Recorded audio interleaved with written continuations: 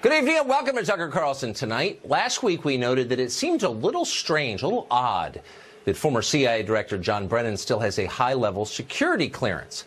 He doesn't work for the government anymore. He's a cable news yapper who spends a lot of his life yelling at people on Twitter. Brennan is also a political extremist who, if you listen carefully, seems unbalanced. If John Brennan gets a security clearance, then why not the homeless guy talking to himself on the bus? That seemed like a fair question. Apparently, the White House agreed with that. Yesterday, the administration announced it is seeking to revoke security clearances for John Brennan, Jim Clapper, and other former officials who no longer work for the government. Because, honestly, why would they have security clearances? In a normal year, that would not be a very big story, but things are not normal right now. So here's how the geniuses on cable news reacted. Watch. This is an abuse of executive power. This is Erdogan's Turkey. That is exactly what you see in authoritarian regimes. It's childish. It's petty. This is so extraordinary. The last thing you want in intelligence is partisanship. That he would turn against them in a way that obviously disrespects civil liberties, disrespects free press, is an autocratic kind of move. It's the kind of thing you'd see in a banana republic. Autocratic. First they came for John Brennan's security clearance, and I said nothing. Barf. Next time you hear some blowhard on television warning about creeping authoritarianism, ask yourself, am I for unfettered free speech? Of course you are. You're an American. That is your birthright and the foundation of all other liberties. Then ask yourself a second question. How about the guy on television lecturing us about authoritarianism? Is he for unfettered free speech? No chance. He considers your opinions hate speech, which is a made-up category designed to gut the First Amendment and shut you up. He'd happily support big tech firms and college administrators and your company's HR department as they punish you for saying what you think is true. Creeping authoritarianism? It's already here, and that guy is the face of it. Lou Dobbs, by contrast, hosts Lou Dobbs Tonight on Fox Business, and he joins us tonight. Lou, what do you make of this controversy? I can't remember a weirder one. I was not aware that John Brennan had a moral right to a security clearance in perpetuity. Were you? His ascendancy to the moral high ground caught me by surprise, too. This is the man who CIA spied on the Senate Intelligence Committee, who lied about spying on the Senate Intelligence Committee. It is extraordinary that this man has challenged, insulted, and degraded the presidency throughout the past year, and now he would object to having his security clearance lifted. Tucker, I can't imagine why any one of those people retained a security clearance. They are of absolutely no use to any of them unless they're monetizing it, as Senator Rand Paul has said.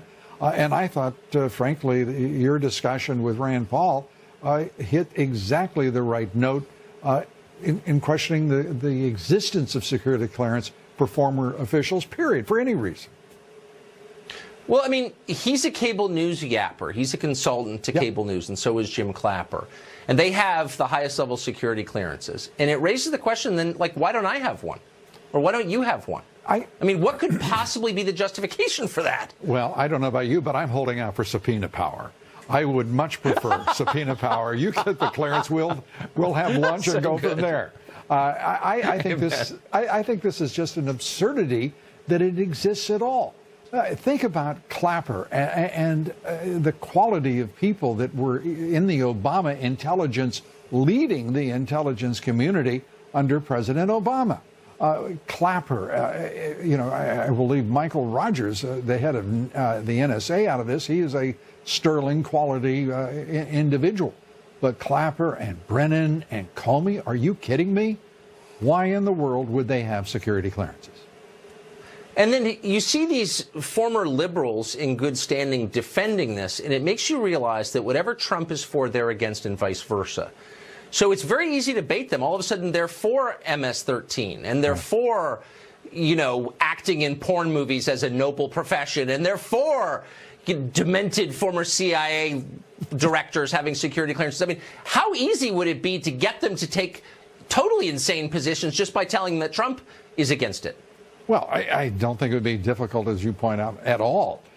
think about the positions that Clapper has taken, the lies that he has told. Comey, who's misrepresented at the very least so much. He talked about President Trump as a man who is nefarious, but this is the man he was perfectly willing to serve as his FBI director.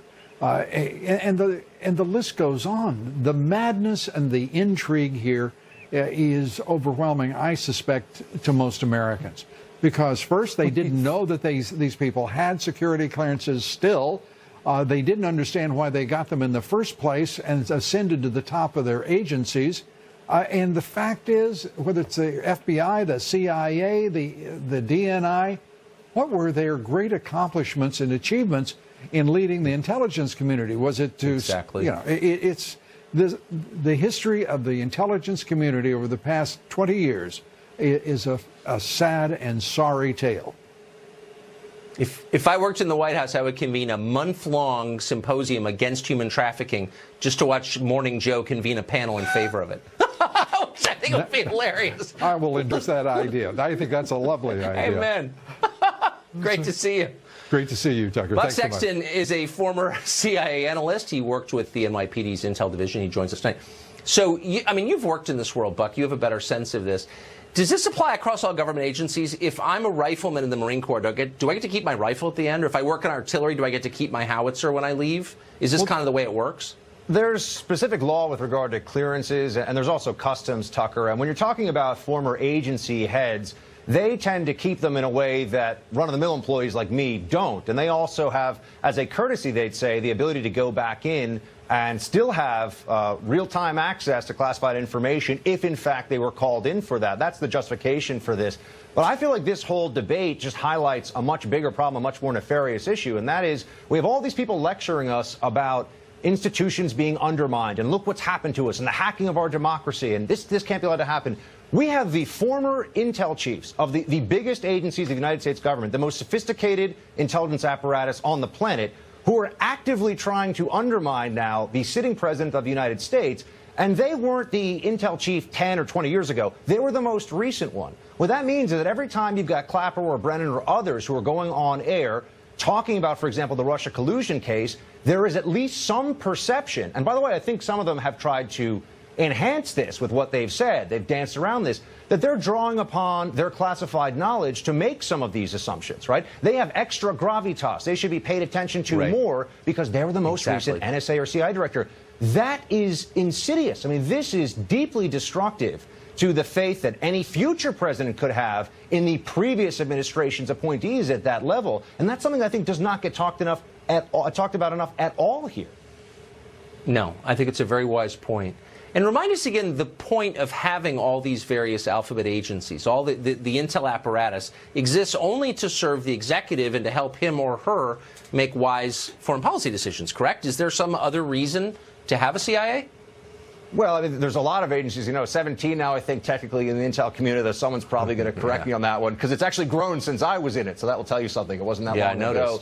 But they exist. They exist to give for national security purposes. They would tell you what all the different specific missions are. But yes, they're executive branch agencies, and that then brings us to they should be serving the executive branch. And the same way that liberals, Tucker, don't really accept that President Trump is the president and therefore could fire Comey for no reason or any reason. If he wants to revoke clearances under his Article 2 authority, he can do that. So all of this freak out you're seeing from people is a form of Trump derangement syndrome on display for an issue that, by the way, most of these journalists have no idea what they're talking about. They've never held a clearance. They don't know what goes into this, and they don't know why anyone has one anyway. Also, they're dumb. I mean, if Trump's an authoritarian, he's a pretty inefficient one. I mean, if Brennan and Clapper still have clearances a year and a half in, it's not much of a police state, I would say. Buck Sexton, great to see you. Good to see you, Tucker. Thanks. Well, they're inflamed over on the left, and tempers do not appear to be cooling. Over this weekend, the Denver Post published a letter to the editor suggesting that Trump and other members of administration literally deserve to be executed for treason. Well, as we do so very often, things get completely nuts. We bring in some perspective. Fox's senior political analyst, Brit Hume, has seen everything, and therefore he can put this in the appropriate context and calm us down. Brit, great to see you. Thank you, Tucker. Nice to see you. What do you make of this? Well, I went and read the letter, and it basically references Trump as some kind of traitor and notes that the Rosenbergs, Julius and Ethel Rosenberg, were found guilty of that and says the letter, they were executed. I didn't quite see this as a suggestion that Trump be executed, but it was, it was close to the line, and you might have thought the editors at the Denver Post would have been more careful about publishing it. But if we weren't here talking about it tonight, I don't think the world would longer than a few minutes even note that it ever happened. So I think it's probably much ado about not much. But it raises the larger question, which is, and correctly, that treason is a death penalty offense, and the Rosenbergs were indeed executed for it at Sing Sing.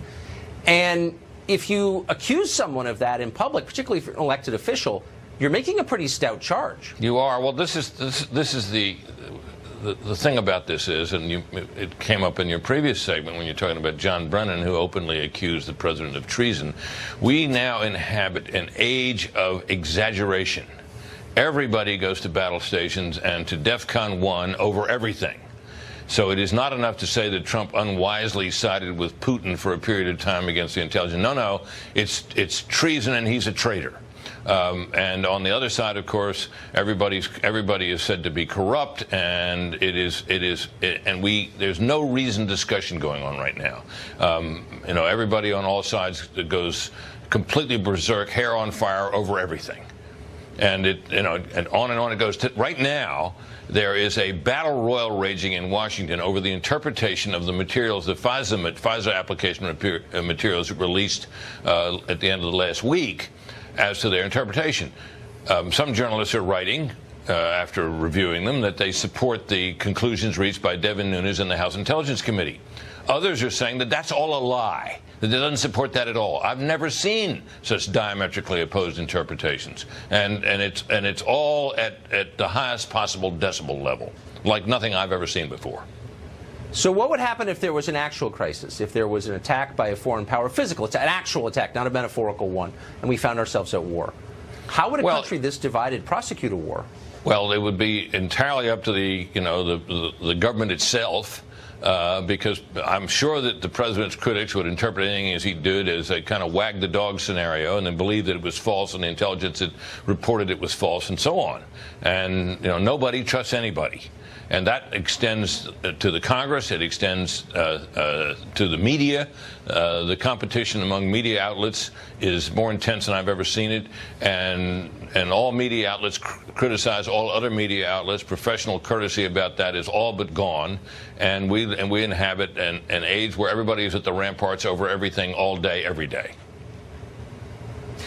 I've noticed that. Britt Hume, remaining calm despite all of it. Thank you very much for that. Thanks, Tucker. Bernie Sanders lost the 2016 Democratic primary, probably for not entirely legitimate reasons. But democratic socialism, which is what he ran on, appears to be taking over his party. Irony of ironies. What is it exactly? We'll talk to one of the architects of the Bernie Sanders 2016 presidential campaign. Coming up.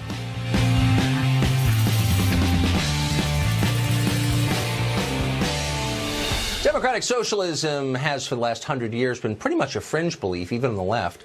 Now, open socialists are all of a sudden running for office across the United States, and they are winning Democratic primaries. Today on The View, Joy Behar started an argument when she declared her support for this ideology. Here's part of it.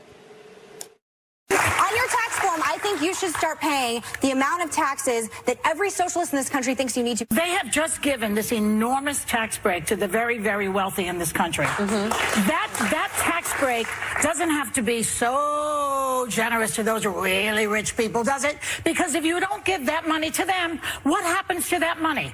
Better schools, better post office, I'm sorry, better garbage pickup, better police departments, better fire departments. The government is so good at running things, then the post office is a great run business. The VA, some of us do not want socialism to be normalized in this country. I am an example. Can I finish? 70% of taxes.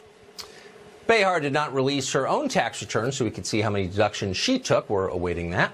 Meanwhile, Jeff Weaver managed Bernie Sanders' presidential campaign. He's the author of the book, How Bernie Won, Inside the Revolution that is Taking Back Our Country and Where We Go From Here. Jeff Weaver joins us tonight. Jeff, thanks a lot for coming on. Hey, Tucker. Thanks for having me. I really appreciate it. So you just did an interview and were asked basically, what is this creed? What is democratic socialism? And you described basically a series of economic beliefs. Here's what you said. People want economic security. They want health care. They want dignity in old age. They want to know that they're not going to die with nothing. All pretty reasonable sounding ideas. When I listen to and how we pay for them is the point, but we could debate that. But those aren't bad ideas. When I hear modern Democrats talking, it is never about economics. It is about abortion. It is overwhelmingly about immigration and why we need to let people stay here, whether they're legal or not. It is nothing about an agenda of empowering the middle class economically. Why is that? Well, let me tell you, Tucker, I think Democrats have to start walking and chewing gum at the same time. We do have to talk about the plight of marginalized communities in this country who have been targeted, especially by the president during his administration. But we also have to talk about the economic needs of people in every zip code in this country. You know, wages are stagnant. People are anxious about their futures, about their kids' futures, about taking care of their aging parents, about affording college. And we have to talk about all of these issues, frankly. And I agree with you that we need to hear more conversation. But there's only there's only so much time in the day. There's only so much attention. There's really only so much our system can digest. And if your fixation is with esoteric sexual politics like transgender bathrums or plastic straws warming, on Fox, I mean, I was just watching how many shows on plastic straws are you going to have here on Fox? I mean, how relevant is that to people's lives? We did one. We do a lot of segments on economics because I think it's really important. So, like the elites of your party, I would not call that a core economic issue, Tucker. Well, I wouldn't either. No. Yeah. Well, I'm not claiming it was. We do a lot of segments on core economic issues, including this one. But I'm just interested, like, your elites never say anything about how inviting millions of poor people into the country every year might depress wages for the working class. Well, we're not talking about inviting in millions of people. The truth of the matter is that we do have millions of people in this country living in the shadows who are working hard. Many of them, in fact, are paying taxes. Their kids are in schools. They're contributing to our country. And I think we have to recognize that reality. That's for sure. But let's talk about the core economic issues. You wanted to talk about the quote-unquote democratic socialism. I know people on Fox love the scary labels and the red baiting, but let's talk about what that means. Overwhelmingly popular. Wait, stop. I'm actually giving you the fairest possible shake you would get on any channel ever. I'm taking your ideas seriously. I'm not mocking you. Sure. I just am wondering if your ideas aren't on a collision course with the agenda set by the elites in your party. And you know as well as I do, the answer is yes. They're incompatible. What you're saying is not compatible with what they're saying, and you know it. What I'm saying is that we need a Democratic Party in this country, and we need a government in this country that represents the needs of ordinary people, and that includes an agenda that guarantees health care to all people, that pays people a living wage, that pays equally whether you're a man or a woman, that protects our environment, that gives people opportunity to go to college and to have a good life. That's what I'm talking about. People not retiring in poverty, destroying Social Security. These are the things that people are talking about in the progressive movement. And frankly, Tucker, if you look at the polling, it's wildly popular. No, but they're not talking. But I agree with a lot of what you just said. What you said that is not true at all is that that's what they're talking about. They're not. They're talking about race. They're talking about sex. They're talking about identity politics. They're attacking people because of their skin color. I mean, I do this for a living. I know exactly what they're saying. Well, let's and they're not not saying what you just people said. For their skin color, because I think we go right to the White House where that starts. Frankly, my friend. But let's be real. I mean, honestly, every time I talk to progressive, it's like, oh, white man, this. It's like, what does that have to do with empowering the average person economically, which is what the agenda ought to be? We have got to empower people of all races in this country, frankly. Exactly. And you cannot ignore the intersection of race and gender and other things. I mean, you're a smart guy. I'm not on Hannity here. This is a real show. And, you can't ignore those. You can't ignore those ishes. But you are right. I'm not ignoring the issues, but but the children in your party who are clearly in charge are all about. I mean, do you personally, as a pretty serious guy, I guess a serious guy, get a little tired of having to follow like inflamed upper middle class college students who are constantly yelping about identity politics? Don't you think that's kind of a distraction from like the adult issues, or no? Well, no, I think you're creating a false dichotomy here. There are important issues that are both issues of identity, and there are important issues of economics. And I think we have to speak to both. And people in the Democratic Party who advocate just one or the other, I am constantly in conflict with those people who think that we only have to talk about one side of this, two-sided coin. We have to talk about these important issues that affect marginalized communities, and we have to talk about laying out an economic agenda that is going to uplift people of all races in every zip code in this country. That's the mission in front of us. And if you look at Bernie Sanders' historical historic campaign in 2016. He overwhelmingly won independent voters in the Democratic primary process, including in places that were very, very red, because folks understood that he was standing with their families in their everyday struggles. And that's what we as Democrats and progressives have to do. I'm kind of aware of that. I just think, here's where I disagree with you, we got to go, but I would just say in one sentence, I think the identity politics people are beating you. And I hope I'm wrong. Well, I think anyway, with Jeff, people like Alexandria Ocasio-Cortez and others, we're winning. I think she's on the identity politics side. But come back. We can talk about it. Sorry, we're out of time. Jeff Weaver, thank you. Well, it's not getting a ton of attention, but we seem to be moving incrementally toward war with Iran. Maybe we should talk about it first. Is it a good idea? We'll take an in-depth look at that next. Preaching recently about Vladimir Putin and Russia and treason. It's been easy to miss the real news. We have some real news. The United States is inching closer, apparently, to some kind of conflict with Iran. This Sunday, the president tweeted this, quote, to Iranian President Rouhani, never ever threaten the United States again or you will suffer the consequences, the likes of which few throughout history have ever suffered before. We are no longer a country that will stand for your demented words of violence and death. Be cautious! Exclamation point. Well, the interesting thing about this tweet is what didn't happen. The press is usually quick to jump on the president's intemperate tweets. CNN has apparently an entire team of progressive teenagers devoted to monitoring his feed. But this time, there wasn't much comment from the media. Why? Because if there's one thing Washington loves more than open borders and fat lobbying contracts, it's pointless wars half a world away. Contractors get rich, neocon intellectuals feel powerful. Bill Kristol, Max Boot, and Nancy Pelosi agree on one thing. War is good as long as the war does not help the United States. John Bolton finds himself in that camp. A lifelong neocon, Bolton repeatedly has called for toppling the Iranian government again and again, though tellingly he's never suggested what might replace the Iranian government once it's toppled. Now, the national security advisor, he has been changing our policies. The U.S., for example, has begun promoting protests within Iran in an effort to overthrow the regime there. Secretary of State Mike Pompeo appears to be on board with this. UN Ambassador Nikki Haley definitely is. Here's a recent sampling of her saber-rattling on Iran. Watch. Their government has a long history of murdering its own people who dare to speak the truth. The Iranian regime is now on notice. The world will be watching what you do. If you want to come to the table and work on a new Iran deal, we'll be right there to talk to you. But you're not going to threaten us to do it. Iran may have messed with the wrong president here. They absolutely did. Now, some of that is bluster, obviously, but some of it is exactly what it looks like, the groundwork for conflict. We are moving toward, however slowly, some kind of confrontation with Iran. Now, that should worry everybody, but it should especially be of concern to anyone who supported the president. If President Trump decides to go to war with Iran, it will destroy his presidency, just as the Iraq War destroyed the presidency of his Republican predecessor, George W. Bush. Attacking Iran is not like intervening in Libya or Syria, or even like invading Iraq. It entails far greater risk and much higher costs. Geographically, Iran is about 4 times the size of Iraq. It has 3 times as many people as Iraq had when we invaded. Iraq was a divided country along religious lines. Iran is not. It's cohesive.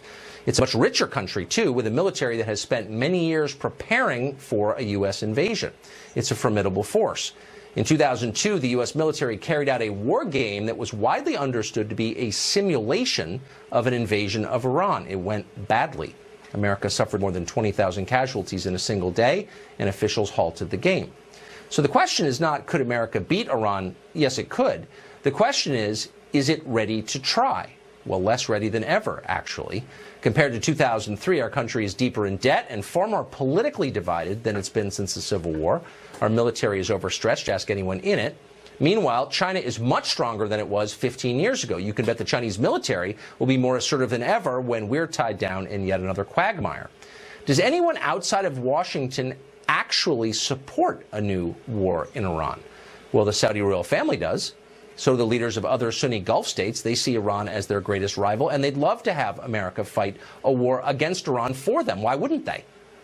President Trump's own supporters know better than this, though. You'll remember that back in 2016, during the Republican primary debate in South Carolina, Donald Trump was the only person on that stage to call the Iraq War a mistake. He vowed never to repeat anything like that and promised that if elected, he would act only in America's interests. Now, the morons handicapping the debate on television predicted Trump would lose. It was over. Saying that had sealed his fate. And, of course, they were wrong, and he won. Republican voters agreed with him, it turned out. They had a better sense of the truth. A lot of their kids were serving in the military. 2.5 years later, amazingly, the president's advisors are telling him he must abandon that promise. Iran is too important, they say. It's the greatest threat this country faces, despite the fact that virtually every terror attack in America has been inspired not by Iran, but by Iran's Sunni enemies. Doesn't matter. The mullahs are months away from building a nuke, the neocons tell us. Keep in mind, these people have been saying the exact same thing, word for word, for more than a decade. You can look it up on Google. They have no idea what they're talking about. Their track records are embarrassing, disaster after disaster. They ought to be selling timeshares in Maui or doing something useful. Instead, they have more political power than they've ever had. Amazingly, almost to a person, this same group bitterly opposed the president they now work for. They repeatedly attacked him in public, and they attacked him savagely in private. They consider his ideas absurd to this day. They regard the notion of putting America first as morally offensive. They are fully on Bill Kristol's team. In fact, just last week, Kristol was encouraging Nikki Haley to challenge her boss, Donald Trump, for the Republican nomination 2 years from now, in a way that makes sense. If there was ever a swamp in Washington, you are looking at it, the foreign policy establishment. They are working overtime to ensnare the president in a mess in Iran. Let's hope that he understands exactly what's going on. Douglas McGregor is a retired Army colonel, author of the book Margin of Victory, a frequent guest on the show, and he joins us tonight. Colonel McGregor, thank you very much for coming on. Thanks, Tucker. I appreciate it. So I can't help, since I've been in Washington for 30 years, notice that the very people who are pushing this new entanglement, this new enterprise, are the Trump administration's gravest enemies on almost every subject. And they are also the same people who predicted outcomes that never came to pass. In other words, they've been wrong again and again and again and again. How do these people still have power? Well, look, I think President Trump lost control of the whole appointment process and staffing the government shortly after the election. I don't know the details, but he ended up appointing large numbers of people who subsequently brought in their friends, almost all of whom were opposed to Donald Trump and his agenda. But I think it's important to say something about the president's comment, because the president's right. If you look at the Iranian defense establishment, we spend more money on one Ford-class aircraft carrier than Iran spends on its entire military establishment. So if there were a war, it would be a very one-sided affair. But the problem is that wars don't work that way. They tend to move in directions that no one anticipated. Suddenly, people that you would think would otherwise avoid conflict might decide that it's not in their interest to see Iran destroyed. And I'm thinking of Russia, and I'm thinking of China as perfect examples. Why would they stand by and watch us pulverize Iran? It seems very unlikely. So I think President Trump understands that. In fact, this afternoon when he talked to the VFW, he made the comment that he pulled out of the deal with Iran, but he's open to another deal. He's open to talking, to negotiating.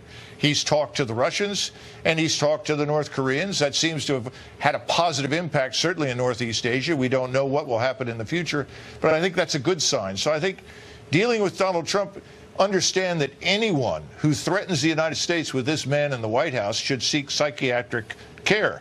They're crazy, because Donald Trump means what he says. He will fight to defend the United States. On the other hand, I don't see any evidence that he's interested in precipitating a conflict. Do you think the advisors around him, whose comments we just played, Nikki Haley, for example, or John Bolton, I mean, they seem to come at this with pre-existing agendas? Well, of course. But the good news is that President Trump hasn't listened very much to his advisors. If he did, we would never have made any progress on the Korean Peninsula. We would not be working with the Chinese. We would never have met with Vladimir Putin. So God bless the president. He doesn't listen to these people. So I'm not too worried about that. The thing that does worry me, though, given some of the comments that are being made, is this red meat on the table for the war lobby. You and I know that there are a lot of people who would welcome conflict with Iran. That's obvious. I think the president needs to watch carefully for the potential for something like the Gulf of Tonkin incident. Many of your viewers may not remember that. It never happened. And we could very well be treated to something like that in the Gulf. We should watch for that. And this is an example of President Trump's comments on fake news. He should not be sabotaged by fake news. I agree. We've seen it happen twice in Syria. Twice. Colonel, thank you very much. Great to see you. Thank you, Tucker. One activist says conservatives only want Planned Parenthood to be defunded in order to force the nation's women to get pregnant. Huh. It's a confusing argument. We're going to allow her to explain it next. So Republicans ran on the promise to defund Planned Parenthood, $500 million a year of taxpayer money. Remember that? That was a 2016 election. Correctional Republicans haven't really tried hard to do that. That has not stopped the administration, though, from taking its own kind of action on the question. The administration is attempting to tweak Title X funding formulas to divert federal funds away from Planned Parenthood, the country's largest abortion provider. Sonia Osorio is the president of the New York chapter of the National Organization for Women. She says the real goal of defunding Planned Parenthood isn't to prevent taxpayers from funding something they abhor, abortion. It's to force women to get pregnant. Sonia Osorio joins us tonight. Sonia, it's great to see you. Thank you for coming on. Thank you. Well, Tucker, if you take away the access to abortion and you take away birth control, which is a really big issue that we've got to discuss here tonight, you are indeed forcing women to have children. Now, let's get back to your point. Because I wonder how many people actually, but I mean, I think most of our viewers know that what you're saying is pure lunacy and dishonest, and you do too. But let's just sort of, just for fun, reverse engineer this for a second. So who is taking away the right to have an abortion? I think the law, I don't think I know because I read it, the proposed regulation change would just make it less likely that taxpayers have to pay for abortion. Is that the same as banning abortion? Let's be really clear, and this is something, and it's really the reason, Tucker, that I wanted to come on your show tonight, because I needed to dispel this myth. People need to understand, I want all the viewers to understand, your taxpayers do not pay for abortions in this country. Taxpayers do not pay for abortions. They don't. They don't. But they do give $500 million to the largest Your taxpayers do pay for abortions on the content. In the case of rape and if a woman is dying. Those are the two situations since 1977 because of the Hyde Amendment. I mean, look, hold on. You're spewing propaganda here. It's look, we pay taxpayers at gunpoint $500 million to Planned Parenthood, which commits more abortion than anybody else in the country. So I don't think money's you should fungible. joke about They say it doesn't pay. I'm not joking. You just talked about gunpoint. It is. What is at gunpoint? If you don't pay your taxes, they come and arrest you. The cops arrest you. So you don't pay your taxes voluntarily. You do it because the government backs it up with a threat of force. What everybody should also understand, if you give me a moment to speak, what everybody should understand also is Planned Parenthood works just like any other medical provider. They get reimbursed for the procedures they perform that are approved by the government. So they get a reimbursement for an STD testing. They get reimbursed for all those other services they do, but not for abortion. But I want to take a moment to talk about what is happening. But hold on, you've taken a lot of moments to talk. So let me just ask you one question, which is: we've got 4 minutes. You're for abortion. You think abortion is a constitutional right. I think the right to bear arms is, because I've read the Bill of Rights. Why shouldn't taxpayers be forced to subsidize the NRA or buy my guns? Now, who is talking lunacy? And who is being dishonest? Well, why is that crazy? You think taxpayers should pay for an abortion? You're giving me the moral lecture, but just answer my question. I think it's an interesting question. I want viewers to know that 1 in 4 women in this country have an abortion. You're not going to answer my question. All kinds of women. I'm not answering your question, no, because it's a stupid question. I think it's a really interesting question. Oh, because it's causing you to enlarge your mind and it hurts. I've got an opportunity to speak to your viewers, and I'm trying to speak to them. 1 in 4 women have an abortion in this country. Yeah, no, that has gone down. I think I get to answer the question, Sonia. It's gone down from 1 in 3. The reason why it's gone down is because we've had teen pregnancy prevention programs that have been successful. And right now, the Trump administration wants to divert $250 million. This is why I never like to talk to the abortion people, because they just shout. Pregnancy programs. Don't make me cut you off, please. They want to divert that to abstinence-only education. All right, Sonia, I tried. It was a good faith effort. I really tried. I hate cutting people off, but you were just too obnoxious. I'm sorry. Right here on the show, we warned you that the FAA was putting the country at risk in the way that they were hiring air traffic controllers. Now they claim they have changed. We have an update to our exclusive investigation, and that's next.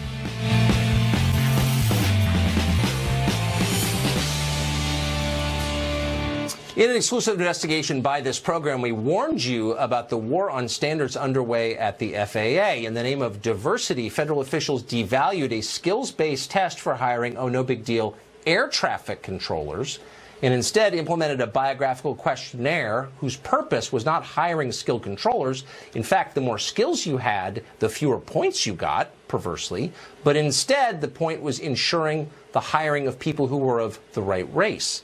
It was insane, of course, dangerous, yes, and it sparked a major reaction. Now the Department of Transportation says it is ready to revise those policies in the name of public safety.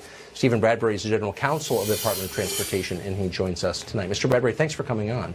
Well, thanks for having me on, Tucker. So it was a pretty simple story, and I think the fix is pretty simple. Can you assure our viewers that air traffic controllers will be hired solely on the basis of relevant criteria? In other words, how good they are at air traffic controlling, and not on the basis of irrelevant criteria like their appearance? That's right. We're making a change to no longer use that biographical assessment that the FAA has used since 2014.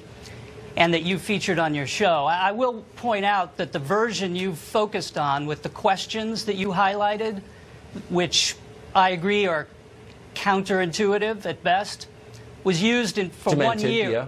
For 1 year in 2014. Changes were made, and a new assessment was used after 2014 with different questions, and it didn't have those questions that you had focused on. Nevertheless, in 2016, Congress prohibited the FAA from using the biographical assessment to screen applicants, more than half the applicants, for entry-level positions as trainees for air traffic control. Okay, but hold on. Before we get so hold on, wait, hold on. I'm sorry. You're getting in the weeds here a bit, and I think it's sort of a red herring. The question is not whether or not a biographical questionnaire is used. The question is solely, is the hiring done exclusively on the basis of skills-based criteria, relevant criteria?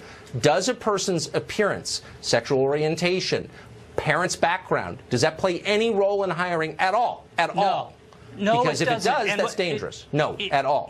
It doesn't, and we agree with you that for hiring of trainees for the academy to be trained as air traffic controllers, you really should focus exclusively on aptitude, competence for being an excellent air traffic controller. And so we're clearing the decks, and what we're doing and what I'm announcing on your show tonight is that the FAA is no longer going to use the biographical assessment in any form, and instead is going to give all applicants for these entry-level positions the aptitude test, which is the air traffic skills assessment test, which just tests for aptitude for the characteristics of being an excellent air traffic controller.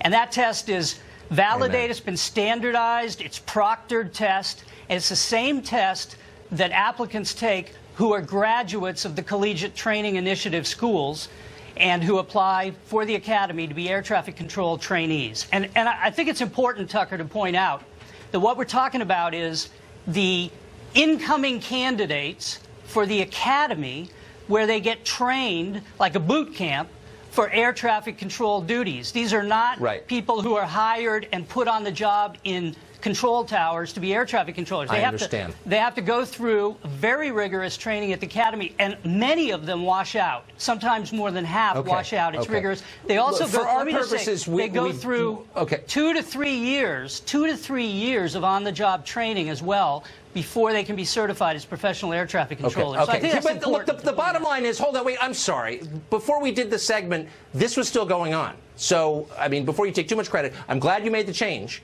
but this was still going on. A change until was we shined a light on it. Listen, I do give you an assist for helping us focus on this issue. And, helping you focus on it. All right. Well, I'm glad you did, but I mean, I just want to be clear about that. I think you needed some light shine on it. So, Stephen, thank you very much. I appreciate it. I will. Okay. Fortunately, we're out of time. Democratic mayoral candidate in Chicago trying to muster votes the old-fashioned way by handing out money in church. Details ahead. The old-fashioned political machines are dead and buried, but in the state of Illinois, they live on. Illinois is, of course, America's second most dysfunctional state. You know, the most dysfunctional. It's the biggest.